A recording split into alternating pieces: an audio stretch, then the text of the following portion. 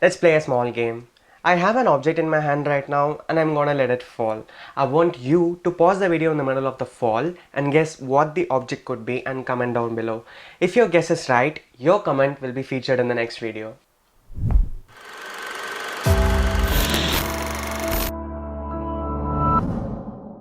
Hey guys, Arvind Yuvraj here and I am a friendly neighborhood content creator.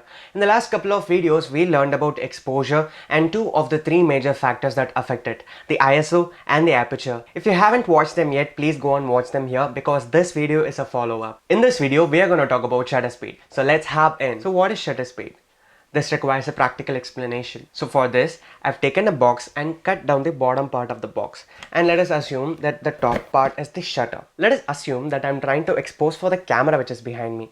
As you could see, the path of light is being blocked by the lid of the box, which is the shutter. If I open the shutter now, the light is being let through and you could see the image. If I close the shutter, the path of light is blocked. So this is what happens when the shutter in front of the sensor in your camera body opens up for a particular amount of time and lets the light through it, which gets exposed on the sensor, after which the shutter closes. So shutter speed technically means the amount of time the shutter is open to allow the light to hit on the sensor. The longer the shutter is open, more light hits on the sensor, hence more exposure. Shutter speed is denoted by 1 over the amount of time the shutter is open. For example, if we take the shutter speed to be 1 by 50, 1 divided by 50 is equals to 0.02. Hence, we can derive that the shutter is open for 0.02 seconds. Similarly, if the shutter speed is 1 by 250, 1 divided by 250 is equals to 0.004.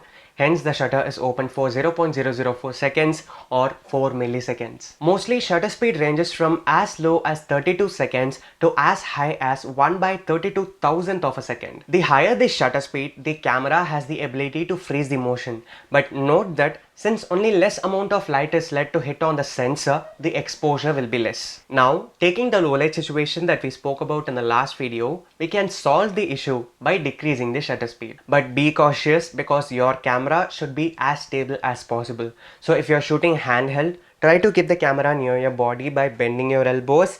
If not, try to use a tripod or keep the camera on a stable platform. The summary. In this video, we learned how shutter speed affects the exposure of the image. Now we can say that we know that the lower the shutter speed, the higher the exposure and vice versa. Through the course of the last two videos along with this video, we now know the three major factors of the exposure triangle, the ISO, the aperture and the shutter speed. In the next video, we are going to learn how to simultaneously change all the three settings for different scenarios. Also, there's one last thing, but the first major thing to have in check before shooting anything. We'll talk about it in the next video. If you find this video to be useful, smash the like button, subscribe and hit the bell icon to get notified. Be a part of our channel's growth. If you have any doubts regarding this video, feel free to use the comment section. I'll reply as soon as possible. Until then, stay tuned and keep creating.